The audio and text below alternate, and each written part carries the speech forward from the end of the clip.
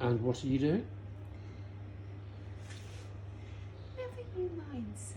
Well, just looking at your cookery book, it Yes. looks like you're doing an apple tart. No. No, Oh. I'm not. No. No, I'm not. So what I'm doing... Marmite and apple tart. Marmite and apple tart, it's the best. No one actually knows how delicious Marmite and apple is together, you know. Now I'm going to do something, little nibbles. You know, I did those little cheesy biscuits the other week. Everyone really liked those, didn't they? So I'm going to do some Marmite, kind of like almost cheesy twiglets, but I don't know how to make twiglets. And they would involve bread, probably cooking a long time and stuff. So I'm kind of doing a little version of it. Using my sour cream pastry, which I've been doing for everybody as yogurt pastry. And today, because I don't have enough yogurt, it is cream cheese pastry. Okay, cream cheese, Marmite, twiglet things. That's what I'm making today. Cheesy twirls? Could be. Cheesy Marmite Cheesy twirls? twirls. Whirlers, cheesy whirlers. That's what Winnie likes, isn't it? She likes a whirler. That's a dog whirler. Yeah, cheesy, twisty whirler things. Let's see if they work first, because the last time I made this pastry, I did it with yogurt as a change, and I think I've done it once with cream cheese before, and I think it should work, but we don't know. This whole thing could be an unmitigated disaster, and this film might never ever see the light of day, or it could work. Okay, so I'm also doing half portions of the pastry today because we haven't got enough butter. It's one of those days. So in here I have got 87, to be precise, grams of plain flour, and I have 75 grams of butter, cold butter. Okay, so I'm going to put that into my Magimix.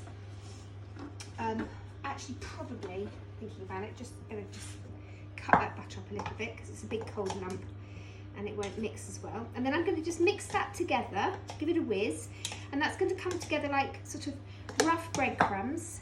And once that's happened, I'm then going to add the cream cheese, okay, and Marmite. So this is going to be like a Marmite pastry. So it should have 3.5 tablespoons, because I've halved it, 3.5 tablespoons of cream cheese. So I'm going to go with 3 tablespoons of cream cheese and a teaspoon of Marmite, okay? Right, you ready? You ready? And I can't quite believe this, but there are some people out there that don't actually like Marmite. I know. So you could leave the Marmite out? No, they just need to switch off. I'm not leaving Marmite out, what nonsense. Oh yeah, I suppose you could. You could just put, I don't know, you could. If you had to. So mix this together. Can't see anything, it's a bit perfect. Okay, so, ooh, hello. So this has now gone like this, okay? Little lumps of butter in there. Right, so 3 flat tablespoons. Oh, is this off? Is that all right?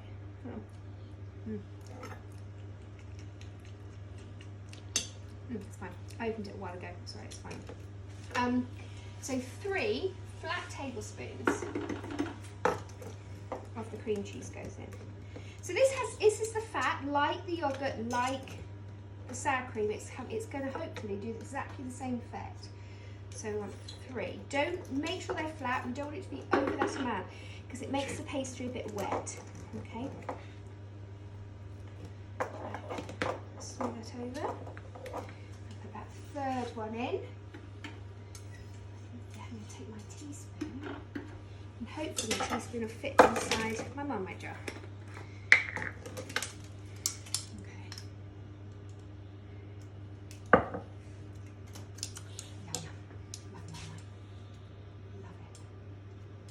I make a Marmite and cheese bread as well. That's really good.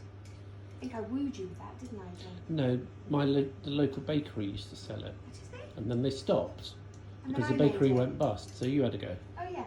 Did I make it well? You did. And I kind of wooed you on it, though, didn't I?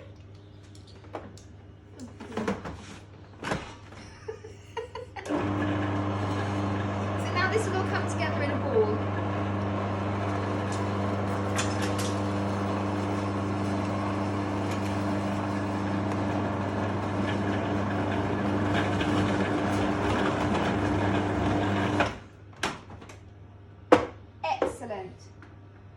doesn't look too wet either. Doesn't look too wet, because that's what I was slightly worried about. So it's still quite firm. Should I just try a bit? Oh, that's Marmite enough. That's perfect. Right, so I'm going to turn this out, give it a little knead together, put it into some cling film and pop it in the fridge. So my Marmite pastry, I can now officially say this is Marmite pastry, has had a little chilling, and I'm going to roll it out. Now I don't really know what I'm going to be doing. It's all kind of a bit of a movable feast. But first of all, what I am going to do is just roll it into a rectangle. I mean, you know, if the camera wasn't on me and I was just doing these, I'd probably have a little play with these at home, you know, and test and retest. But yeah, we're not doing that today, are we? We're living dangerously, John. We're just going to... I do every day, Mum. Do you know, I think there's a hair there. Sorry, guys. There we are. At least I got it out. I think it was one of yours. It's grey and ageing. So it's definitely one of yours. Well, at least it hasn't got chemicals in it. That's true. Very true. All right, so little rectangle. Then I think what I'm going to do is press some cheese into this. We've got grated here about 100 grams. I don't think we're going to use all of that at the moment. Now, can I press that in? Or I don't know. I tell you what I'm going to do. Changing it all the time. I'm changing this all the time. What I'm going to do is I am going to lay this over there, press it down, then I'm going to fold it over, John. I'm going to fold it over. And I'm just going to roll that cheese into a little cheesy Marmite pastry sandwich, like that. Okay. Make sure it's all nicely pressed down. And we're going to roll it out again, nice and rectangular.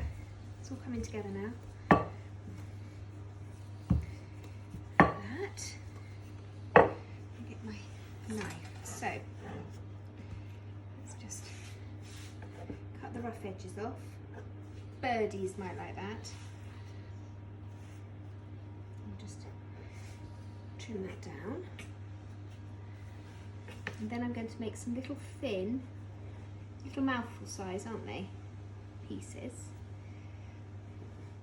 What I'm doing now is I thought I'd just add a little bit more Marmite. And I suppose I could have put some in the middle actually before I put the cheese on top. That would have been quite a good idea. But I'm just going to spread a little bit on top of each one. If you really don't like Marmite as much as me, you don't need to add this last bit.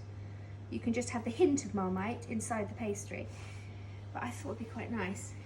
And then, because you're not going to want to watch me doing all of these, I think just a little bit more cheese, like that, and then a twist, and popping that onto some baking paper. The last one on there. I've got a few more left, but I'm just going to put this first batch in the oven, and then we'll see.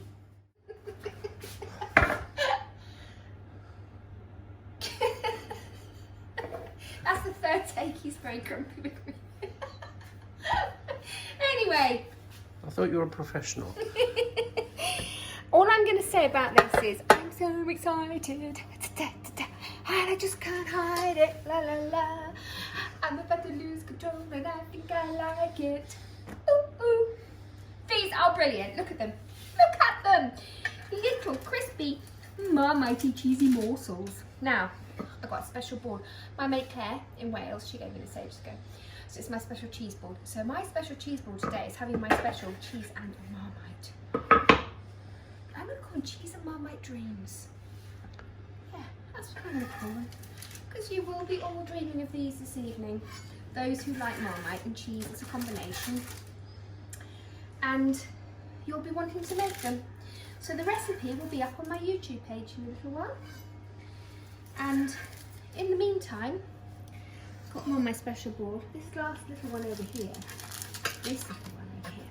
That's for me.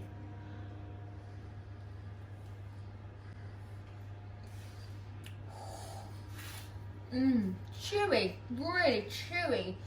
That pastry though, that's still very light and flaky. And then you've got the chewy cheese And that lovely umami, I'm being professional now with my tasting, umami Marmite-ness in it there as well. Oh. Do you know what, John, later, but now, can we just do it? Can we just have a gin? Can we, I know it's the morning. No? It's a little one. Please. Go on. I'm back. It's an NB here, an NB. They make about 20. They take about 7 or 8 minutes in the oven at 200 degrees centigrade. And ideally, even though you might have a beautiful chopping board like that, put them onto a rack first and then put them on the board to serve. And they'll be all nice and crispy. Enjoy.